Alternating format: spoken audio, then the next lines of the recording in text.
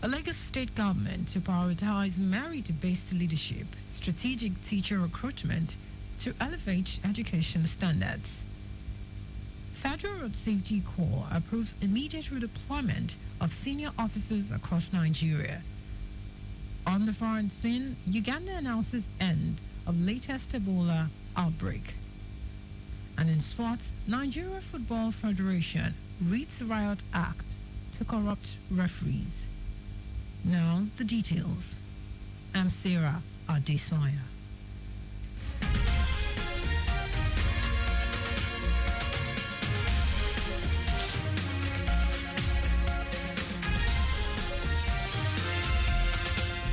The Lagos state government is embarking on a significant transformation of its post-primary and technical education sectors, prioritizing meritocracy in leadership appointment and strategically recruiting qualified teachers in core subjects. Commissioner for Basic and Secondary Education, Tolani Ali Balogun, who stated this at the 2025 ministerial press briefing held at the Bagoda Kaltho Press Center, underscored the governor's unwavering commitment to educational excellence. Ali Balogun emphasized that a key pillar of the initiative is a decisive shift towards a merit-based system for the appointment of principals and vice principals. He stated that TESCOM has moved away from the traditional practices and has commenced implementation of rigorous evaluation processes to ensure that only the most capable and deserving educators assume leadership roles. The commissioner also announced a targeted and rigorous recruitment drive aimed at securing highly qualified teachers in critical science, technology, English, arts, and mathematics STEM subjects.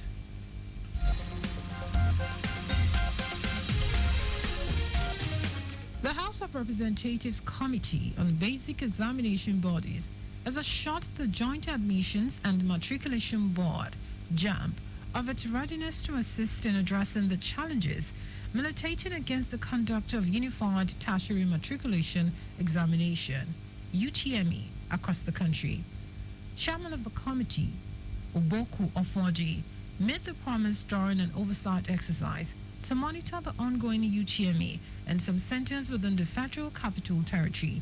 Ofoji, who described UTME as a vehicle used by young Nigerians in their journey to self-discovery, noted a few challenges at some of the centers, particularly the absence of basic amenities such as air conditioning and first aid services.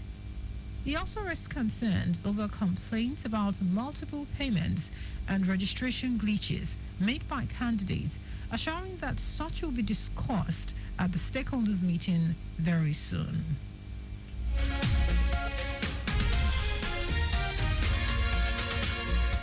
In a strategic move to address traffic challenges across Lagos, the state government has created 3,941 new parking slots in key areas of the state. Commissioner for Transportation, Oluwaseun Oshiemi, made this known during the 2025 ministerial press briefing held to commemorate the second year of Governor Babajide Sanwo-Olu's second term in office. Oshiemi said the new parking facilities are designed to accommodate thousands of vehicles, providing residents with safer and more organized alternatives to roadside parking. He emphasized that the Lagos State Parking Authority, LASPA, was established to regulate illegal parking, eliminate obstruction on roadways, deliver a world-class parking system, and promote voluntary compliance with the Lagos State parking policy.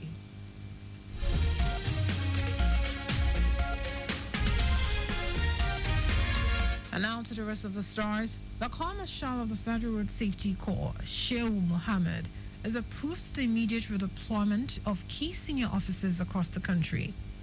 According to a statement signed by the Corps spokesman, Olusegun Ogungbemide, the redeployment involves 3 newly appointed deputy Corps Marshals, 2 assistant Corps Marshals, and 24 Corps commanders. Ogungbemide noted that the changes are intended to strengthen the Corps leadership structure and boost performance in line with its commitment to safer road use across Nigeria. He said the commercial expressed strong confidence in the leadership and capabilities of the newly posted officers, urging them to deploy their experience and professionalism in driving the Corps' safety mandates.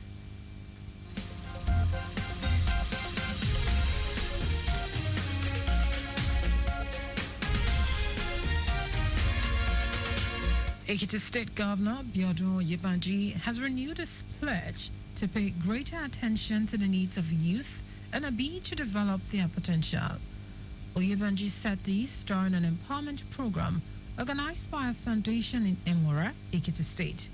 The governor, who was represented by the Commissioner for Youth Development, Gold Adesaanya, said his administration is always open to collaborations with private individuals and organizations ready to support the government's efforts in harnessing the potential of the youth. Oyebanji, who praised the foundation for the initiative, emphasized the government's commitment to youth development and encouraged other well-meaning individuals to emulate the gesture.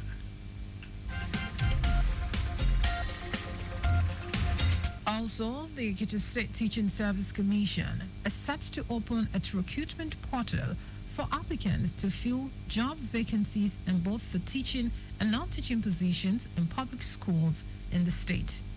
Commissioner for Information, Taiwo Olatubasu, said the recruitment portal will be open for a period of 2 weeks and effectively closed at midnight on May 12, 2025. Olatubasu advised interested candidates to apply through the portal as they will be required to complete an online application form and upload necessary documents such as passport photos, valid identification, and academic certificates.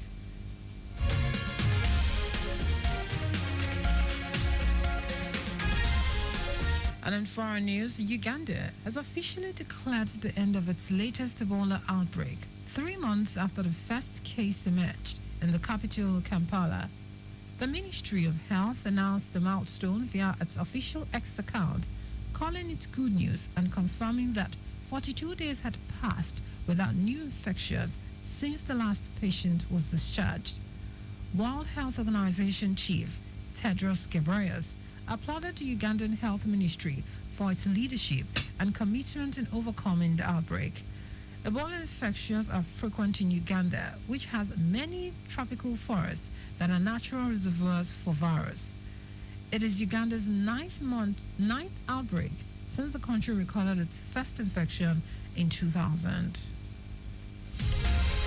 And in sports, the Nigeria Football Federation, NFF, has launched a crackdown on referees who may be involved in match fixing as the country's football leagues reaches the decisive stage.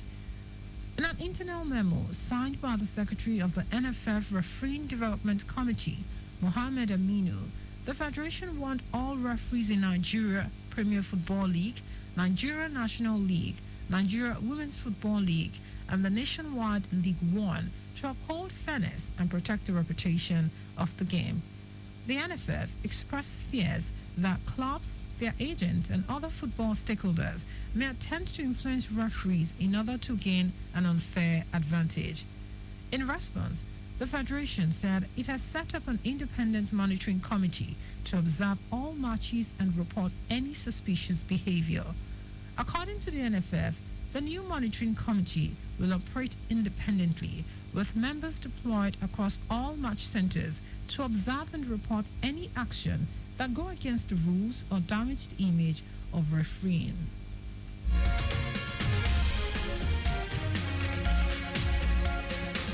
Just before we go, make sure you use your seatbelt while driving. You can follow us and like all our various social media platforms: X at Traffic Radio 961, Facebook, Lagos Traffic Radio 961, Instagram, Lagos Traffic Radio 961. Subscribe and watch our news and programs live on YouTube, Traffic Radio 961. You can also visit our website, www.trafficradio961.ng. Did you know that the Solo administration empowered 600 women with indigenous business ideas to the tune of 4 billion naira through the Lagos State Employment Trust Fund LSETF-W initiative to empower Lagosians. You can get more details on the Lagos State Government website. To end the news, here are the highlights of the major stories. The Lagos State Government is embarking on a significant transformation of its post-primary and technical education sectors, prioritizing meritocracy and leadership appointment and strategically recruiting qualified teachers in core subjects.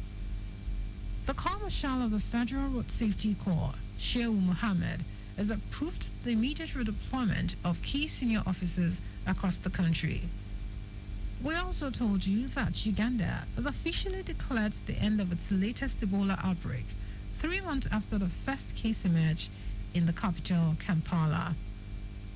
And in sports, Nigeria Football Federation, NFF, has launched a crackdown on referees who may be involved in match fixing as the country's football leagues reach decisive stages. For contact to the newsroom, send a message to info@trafficradio961.ng. That ends the news broadcast compiled by Sadiq Yusuf. I am Sarah Adesaanya. Thank you for listening.